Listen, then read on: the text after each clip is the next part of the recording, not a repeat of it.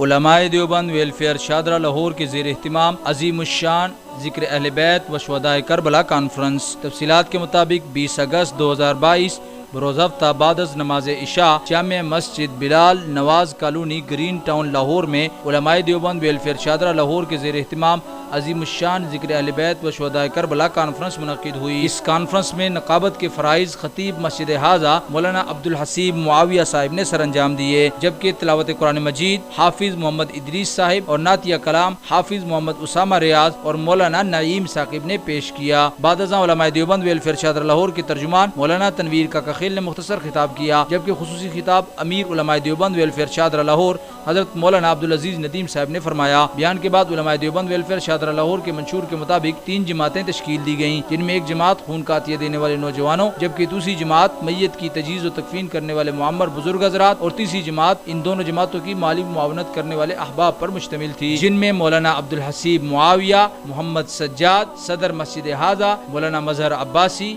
حافظ محمد ادریس، محمد نوید زاہد سیکرٹری مسجد حاضہ و دیگر شامل تھے۔ موقع پر علاقہ بھر سے کثیر تعداد میں علماء و دیگر حضرات نے شرکت کی۔ اجلاس کا اختتام امیر علماء دیوبند ویلفیئر شاہدرہ لاہور مولانا عبدالعزیز ندیم صاحب کی رکعت امیز دعا پر ہوا۔ اجلاس کے اختتام پر مولانا عبدالحسیب معاویہ صاحب اور ان کی ٹیم کی جانب سے علماء دیوبند ویلفیئر شاہدرہ لاہور کی ٹیم و دیگر مہمانان گرامی کو پرتکلف عشائیہ دیا گیا۔ تنویر کاکا خیل، ترجمان علماء دیوبند ویلفیئر شاہدرہ لاہور۔